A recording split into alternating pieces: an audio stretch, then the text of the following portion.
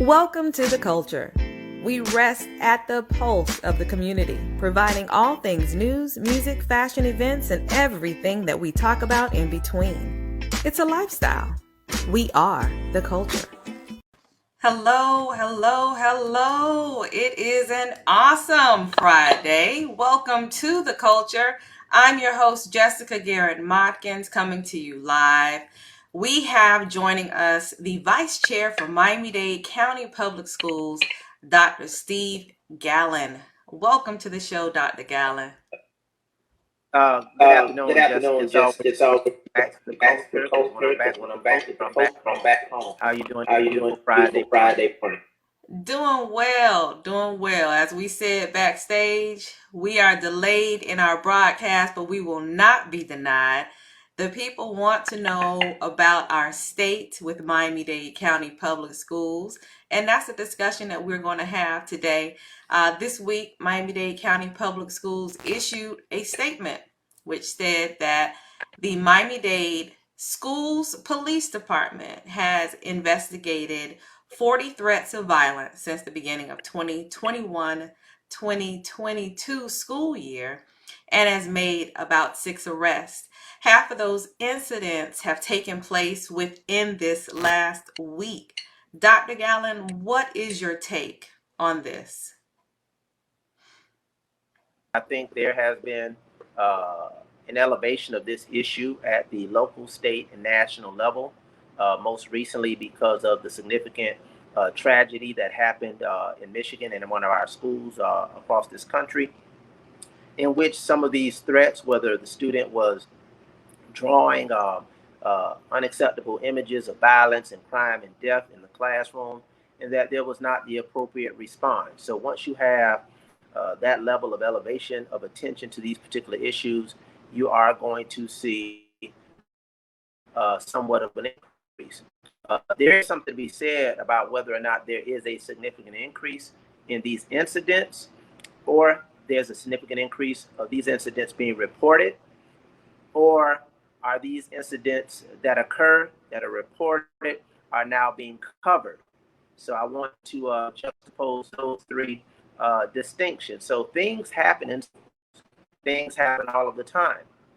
It's whether a coverage that has now come forward with some of the issues that have happened, tragic issues nonetheless around the country, that the media pays a lot more attention to it. Our society pays a lot more attention to it, and we are much more proactive in terms of communicating these incidents in an effort to mitigate and abate them throughout our schools. Now, the majority of these threats, to your point, have been taking place utilizing some sort of technology, mostly done on social media. Do you have any thoughts on these platforms? Yeah, definitely have thoughts. I think we've seen that elevation not only at our school sites and our communities, but we've even seen the elevation of social media being used in very unflattering, inappropriate ways, even through politics at the highest level. So I think it is something that we have to continue to prepare for. It is not going away. We're experiencing the benefit right now of social media on this show by allowing our viewers to participate and view online. But it is something that has to be managed, has to be monitored. And those users of social media, no matter what the age is, have to be responsible. And failure to be responsible means that they have to be held accountable, not only by the social media platforms, by the Miami-Dade County Public Schools, the state of Florida, and school districts and agencies throughout the nation, because this is not restricted to our schools. The abuse of social media has become a very pervasive issue, but I think we have to balance out the benefits versus the liabilities, and those who run afoul need to be held accountable. Reported that if any person who communicates a threat to kill, to do great bodily injury, or to do a mass shooting is said to have committed a felony in the second degree, punishable up to 50 years in prison. However, it seems as if this type of awareness and detailed description of what will happen has not stopped any of these acts. What type of course correction do you think would be more of a deterrent? I think we still need to run the course of education and information.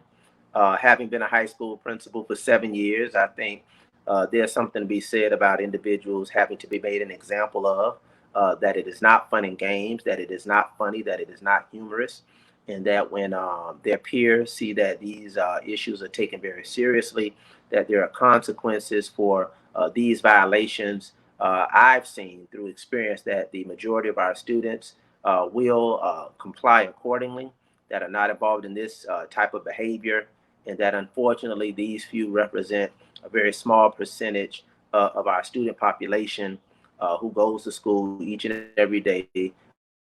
They see something, they say something, they utilize social media in the appropriate way in which it was intended to be used. That being said, I don't want to get ahead of myself as it relates to the criminal justice system. Yes, they have been arrested, but obviously they've not been adjudicated in terms of what the disposition is. But nonetheless, individuals need to be held to an account to the fullest extent of the law. In regards to these unfortunate circumstances, where does mental health fit into the equation? Um, it's we can't really determine that. Mental health fits into the educational equation, irrespective of these particular incidents. I don't think that these particular incidents should be a trigger once again of awareness around mental health.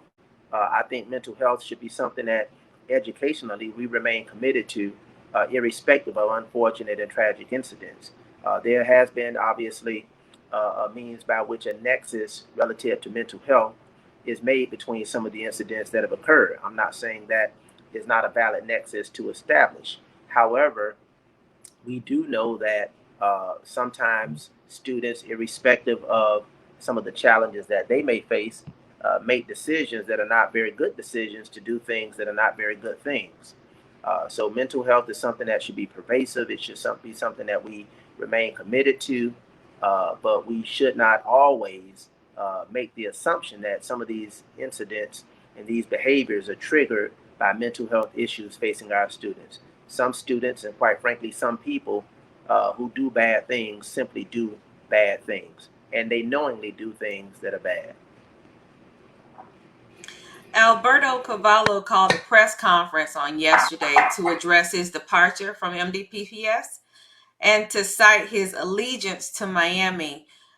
With this superintendent vacancy that we are upon, where does this leave our educational system? Um, our educational system is intact.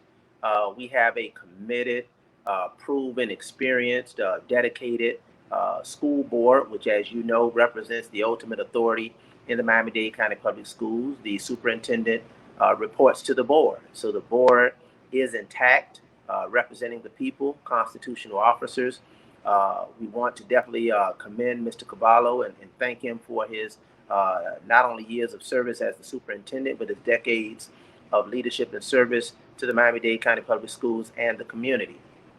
That being said, the Miami-Dade County Public Schools is strong. We're very vigilant. We're very confident. We're very excited to build upon the foundation that was established not only by the superintendent, a foundation that was established by this board. So there is a process that will be underway once all matters of Mr. Caballo's transition and his contractual issues in Los Angeles are reconciled. And then there will be a process for us to look at the contractual obligations that he currently has here in Miami-Dade County Public Schools and to seek an amicable resolution to those issues that are in the interest of the Miami-Dade County Public Schools, our employees, and most importantly, our students, but also giving some sense of awareness to the fact that he's made a decision to move forward in his personal and professional career. So we're very, very confident. We're very optimistic. This is not the first rodeo for many of us. We have a chair, Ms. Pearla Javaris-Hampton, who has been a part of not one, not two, not three, but actually four superintendent vacancy replacements, of which three she served as chair. I myself bring some experience and wisdom and insight, having been a part of a national search, quite frankly, or a search and a selection for a superintendent, having been selected as a superintendent. And we have board members who bring a myriad of experiences and perspectives and insight, as well as our community stakeholders and those who would like to lend voice to this particular process. But I tell everyone, as of yesterday, take a deep breath, relax. Our district is in not good hands, but great hands. We have capable administrators at every level, at the school site, at the region, and at the district level. Again, and we still have a board that is strongly intact, strongly resolute, and strongly committed to moving our district forward and ensuring the appropriate leadership at every level of our school district. Is there any sort of timeline that you all have put in place with this vacancy? Can you repeat that, please? Yes. Is there any sort of timeline that you all have put in place to filling this vacancy? Uh, Absolutely not. There's not been a timeline that we have put in place because we have not convened around this particular topic as a board. So we can only act as a board. We're about what 24 hours in, less than 24 hours in for the most part. His announcement was formally made at 1:30. So we're not even at 1:30 yet. We're not at 24 hours yet. Um, so no, we have not established a timeline because the board has not convened around this particular issue. And again, I say take a deep breath. Let's relax. Mr. Cavallo is still the superintendent of Miami-Dade County Public Schools until such time that the provisions governing his contract and his termination are resolved. Quite frankly, until LA, I'm sure, resolves his contractual issues there. Again, I was named as a superintendent in February of 2008. It took several months for me to resolve my contractual issues and execute a contract and have that approved at every level that was required. But we're optimistic that we are going to move forward in a very professional, very pragmatic, and a very prudent way.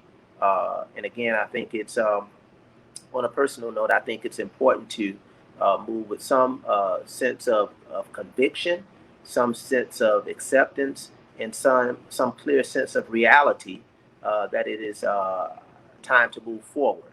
So I don't anticipate spending a lot of time on Mr. Cavallo's transition.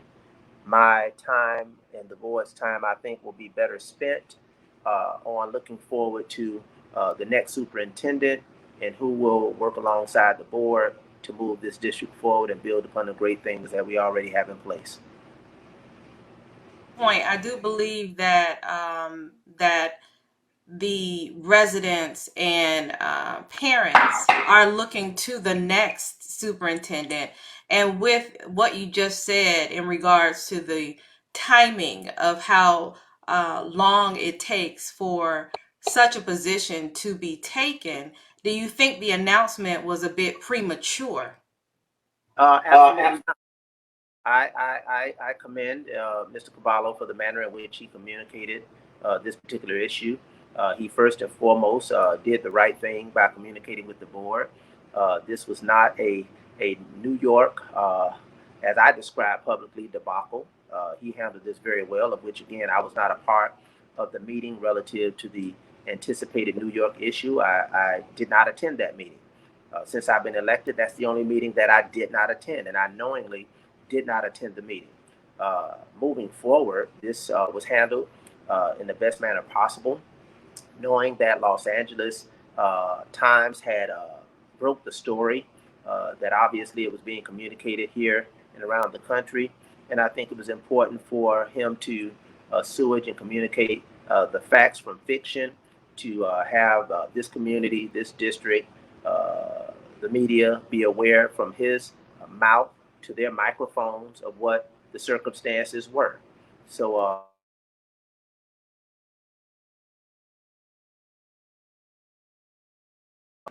based on the circumstances that were presented at the time. So whether or not it was yesterday or whether or not it was this coming Tuesday when the board will meet in Los Angeles again, if the announcement was going to be imminent, once the media broke it, we had to address that. And he did it because that was his decision that he had to make, and that was not a board's decision to announce. The 2021 Council of Urban Boards of Education annual conference in Atlanta was just recently held, in which you are the chair, Dr. Gallen. Tell us about CUBE and the speech that you delivered on the state of urban education. Breaking news, we might have missed that point. I'm no longer the chair of CUBE. I was the chair of CUBE. I led CUBE as the chair for the last year since last April. We had a phenomenal conference in Atlanta post-pandemic. I delivered a message on the state of urban education. My speech in its entirety can be viewed on YouTube. But most recently, as a part of the National School Boards Association, there has been tremendous division, partisan politics, and quite frankly, disorganization at the highest level of NSBA, of which states made a decision following the letter that was sent to President Biden regarding parents and threats at school board meetings, which unacceptably referred to parents as domestic terrorists. Having been a part of that board just since April, I realized that there were a number of organizational issues, a number of governance issues, a number of fiscal issues, a number of communication issues, transparency issues that needed to be addressed. I, along with right now 18 states across the country, felt that unless some adjustments were going to be made, our continued membership would not have been a prudent, appropriate approach, because we're nonpartisan boards. We don't make decisions based on whether or not we're a Republican, Democrat, or an independent. We make decisions based on our commitment and resolve towards our students and our schools and education. So most recently, the Florida School Boards Association met in Tampa. I'm a member of that board as well. And after I spoke regarding what had transpired, I gave my sentiments and my expressions around the issue. They voted unanimously to withdraw membership from the National School Board Association. That withdrawal resulted in CUBE no longer being a part of Florida as well. And if CUBE is not a part of Florida and I'm in Florida, then I'm no longer the chair of CUBE. So I guess the narrative was, and it was felt that I had the most to lose because I was losing a national platform around education. But I've said throughout my entire career, over 30 years, I don't believe in titular leadership. That means entitled alone. I believe my service and my commitment and my leadership is not restricted to my membership in an organization. I'm going to serve either way. And I cannot continue to be a part of any organization. And I'm not talking about CUBE. I'm talking about NSBA, which is the oversight organization of CUBE. I cannot continue to be part of an organization or support an organization that conflicts with my principles. So I gave up the platform because it conflicted with my principles. And right now we are also moving forward along with other states across the country to formulate a new association that will provide a national voice, a national platform of advocacy, and I'm looking forward to being a part of that particular process. Wow. Wow. How does that fit in with the National Board of Education? Well, that's it. You have the National School Boards Association, and you have CUBE that is a part of that. So we're no longer members of the National School Boards Association.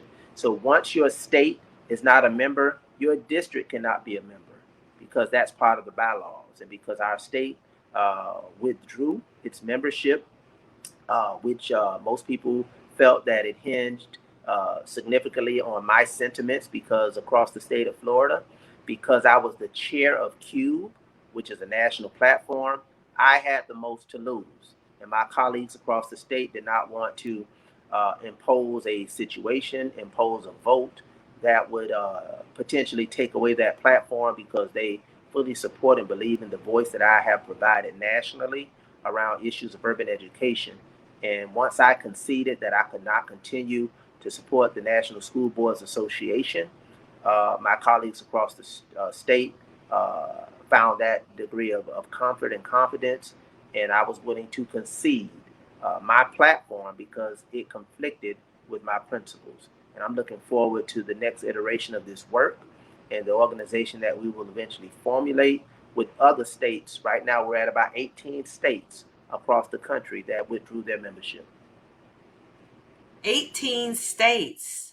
And 18 and counting. So I'll give you an example. You had officers. I was the president. I had a vice president, and I had a secretary. So I'm the president from Florida. The vice president was from Atlanta Public Schools in Georgia, and the secretary was from Shelby County in Memphis in Tennessee. Florida left, Georgia left, and Tennessee left. So the entire board officers had to be replaced because we all were part of states that transitioned out. Again, with Florida being amongst the last and Georgia following suit. But again, I willingly, knowingly, and wholeheartedly will withdraw my membership from any association or any partnership or any circumstance that conflicts with what I fundamentally believe in relative to education, relative to transparency, and quite frankly, relative to politics. And I think politics were at play on the backs of public education, quite frankly, on the backs of our children. What is next for you revitalizing education on a national platform? And thank you for the things that you're doing here locally. Would love to keep up with the this national pursuit. And sometimes in doing right, it's uncomfortable, but it has to be done. So we thank you for continuing to be a leader. Please give us some closing thoughts, Dr. Gallen. We covered a lot of topics today. Well, as we prepare for the holiday season, I want to first of all wish everyone happy holidays, happy Kwanzaa, Merry Christmas, happy Hanukkah. No matter what your faith and background is, whatever you celebrate during the winter recess, I want to wish you happiness, peace, and prosperity. Enjoy your family and loved ones. And again, want to thank you on behalf of the Miami-Dade County Public Schools for entrusting us with your children and being great partners. I know that we are experiencing change. It's not always about change, but change is somewhat uncomfortable. Change is somewhat anxious, but change is healthy and change is good. So the Miami-Dade County Public School Board's leadership is truly poised to transition our school district into the next phase of this work that definitely values each and every member. As we value the superintendent, we value our custodian, we value our bus driver, we value our clerical, we value our principals, our district administrators, and we value our teachers. Everybody in the Miami-Dade County Public Schools plays a vital role in our district's success. It's not about one individual, albeit individuals make different contributions. We are one school system led by 9 members of the board. So I just want to tell everyone, take a deep breath. The Miami-Dade County Public Schools is well. We're in great hands because we're in the hands of all of our stakeholders. We're in the hands of all of our stakeholders. Our security monitor, we're in the hands of our security monitors, the teachers, the paraprofessionals. So the leadership is important, and we're very, very confident that the process will bear out the next leader of the Miami-Dade County Public Schools. And it is one that will continue the great work that we have done as a board, that we have done along with Superintendent Cavallo for the past 13 years, and we will continue to do work for years and decades to come. Thank you, Dr. Gallen, again. And parents, if you are in need of any mental health professionals, they are available to assist you as well as your students. They can be contacted via a telephone number, 305-995-7100. Also, the most effective way to prevent dangerous situations is if, of course, you see something. You heard Dr. Gallen say it earlier. If you see something, say something. And if you witness any suspicious activity, please call 305-995-COPS. Don't forget to join us tonight at 6 p.m. right here on YouTube Live, Facebook Live, as well as Video Mix TV for another edition of My Two Cents. Grab a drink, set your clock for a good time. Thank you, Dr. Gallen, for joining us, and thank you all for tuning in. The Culture is produced and owned by the Culture Media Group in cannot be reproduced or broadcast without written consent. All rights reserved 2021.